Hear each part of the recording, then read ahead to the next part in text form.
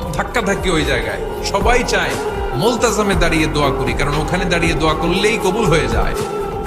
তো ধাক্কাধাক্কির মধ্যে, অনেক ধাক্কাধাক্কির মধ্যে এক হুজুর চান্স পাইছে। তো এই মাওলানা ছিল খুব চালাক, মাশাআল্লাহ। উনি অনেক ধাক্কা ধাক্কি করে কোন রকম মুলতাজামের মধ্যে যে গা লাগাইছে, লাগাই একটা দোয়া করছে।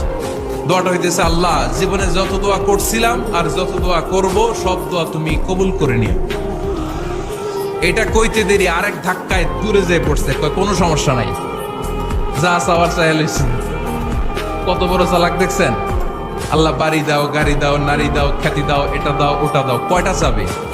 একটা চাইছে। আল্লাহ, জীবনে যা চাইছি আর যা চামু সব কবুল করো।